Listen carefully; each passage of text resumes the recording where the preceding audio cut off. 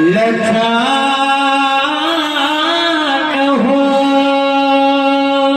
जाए ना लचाने गाय के खिला खोटा को घर लेके चाचा को सौंग देना गाय के महापुरा की बाटी धरे के दकाओ बाबा के पोषल जे मनहा रहे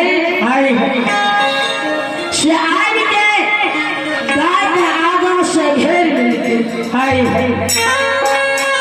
लछन बाबा महापुरा की बाटी धरवे मनहा घेर के गाय के पलवा बथान पर चढ़ा दे छी भगवान ओइ समय में लछन बाबा के भारी क्रोध भले आई आवाज लगल के रे मनहा या बहागा आशु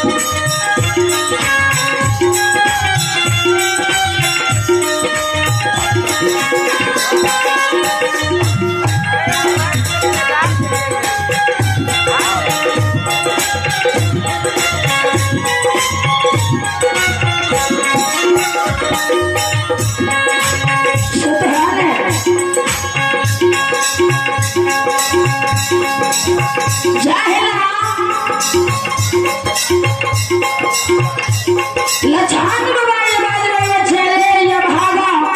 भागा तोरा माँ के जो मीट भागले तो दोसर गाय के दूध पिया के पोसलियो माघ महीना के पल्ला धार में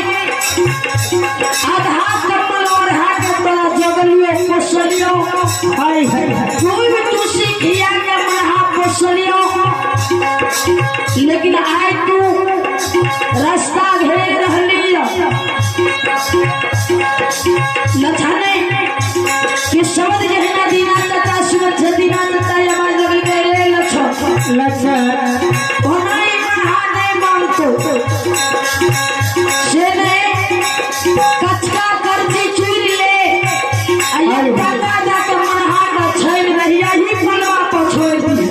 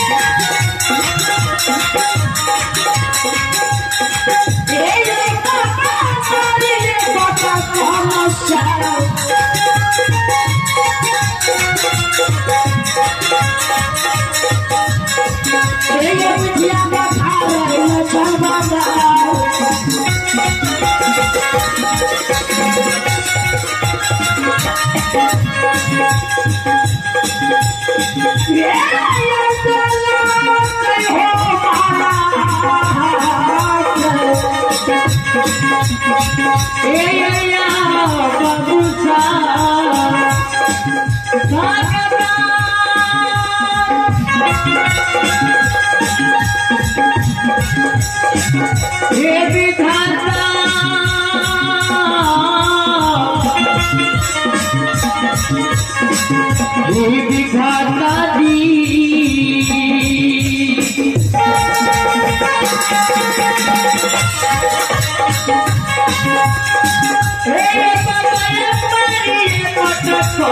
से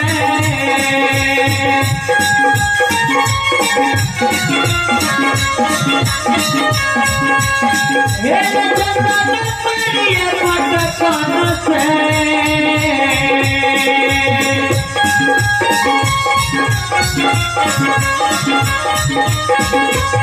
हे विद्या पुकारे रखता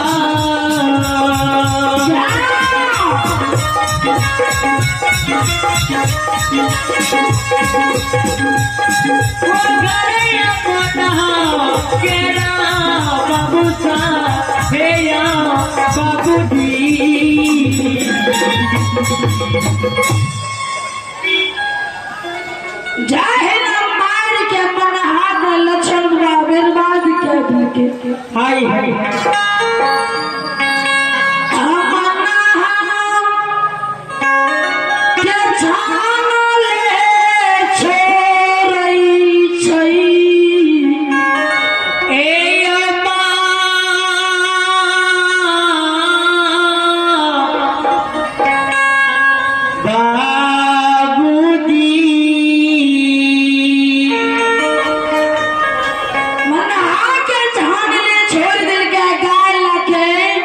नदी तिलजुड़ा में लछान बादी ना चाचा दुखदारू सिंह नदी तिलजुड़ा हेल गल जाओ मनहा ओई पलवा बधान बल बिना बिना के कानै छै भगवान हाय हाय वही समय में कारूबा दूध ढार के लौट के रहना पलवा बधान पर जब ये नहीं हाय हाय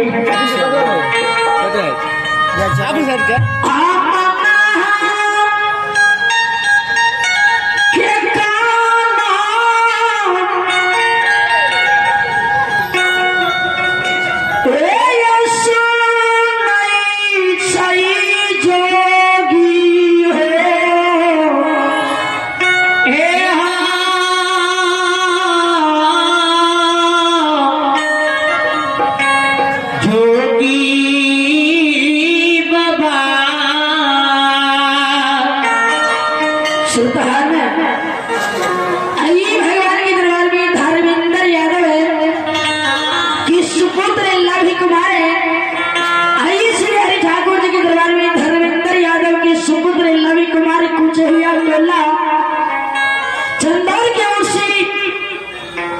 भगवान के दरबार में श्रद्धा के साथ ₹251 की दान है। जय हो दान श्रद्धालु की, जय हो उनके समस्त परिवार की जय।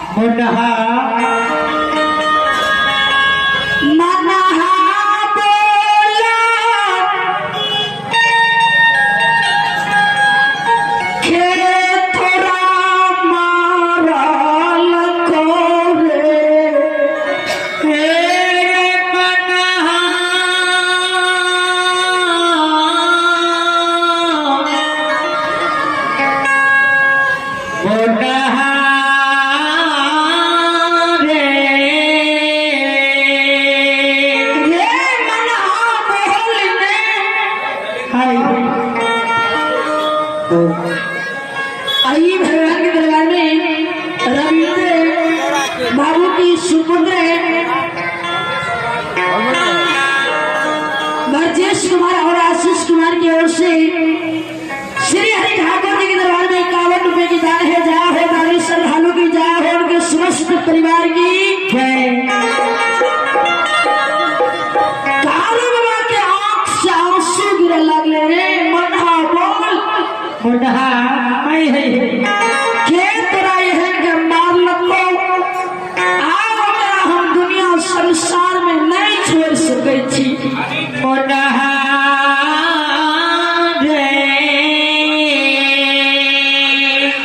भगवान के दरबार में हरि नरेंद्र महतो वार्ड नंबर 7 की ओर से भगवान